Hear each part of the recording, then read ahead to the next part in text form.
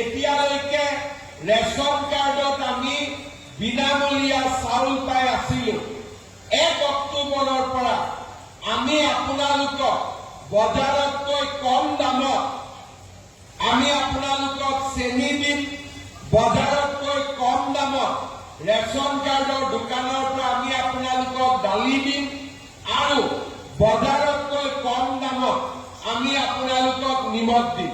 বজাৰত যদি চেনিৰ দাম 90 টকা আমি আপোনালোকক 60 টকাত দিম।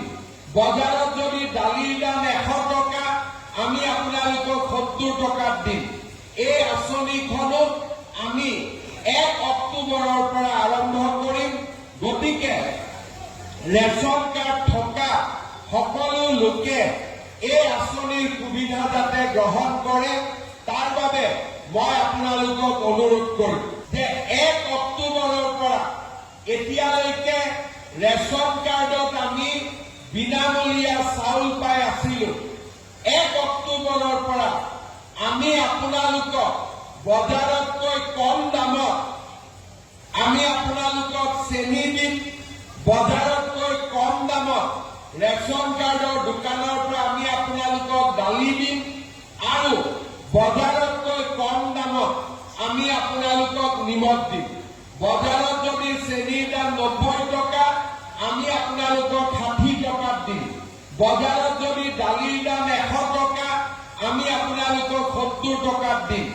এই আঁচনিখনো আমি 1 অক্টোবৰৰ পৰা আৰম্ভ কৰিম। গতিকে ৰেচন কাৰ্ড থকা সকলো লোকে এই আঁচনিৰ সুবিধা যাতে গ্ৰহণ কৰে তাৰ বাবে মই আপোনালোকক অনুৰোধ কৰিম যে 1 অক্টোবৰৰ পৰা এতিয়ালৈকে ৰেচন কাৰ্ডত আমি বিনামূলীয়া চাউল পাই আছিলো।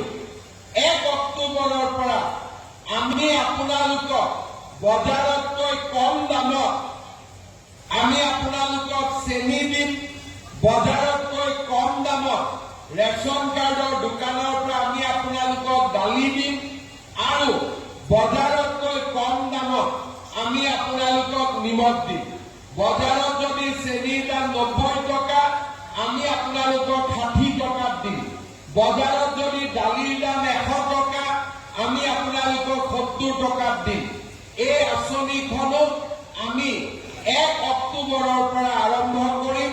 গতিকে ৰেচন কাৰ্ড থকা সকলো লোকে এই আঁচনিৰ সুবিধা যাতে গ্ৰহণ কৰে তাৰ বাবে মই আপোনালোকক অনুৰোধ কৰিম।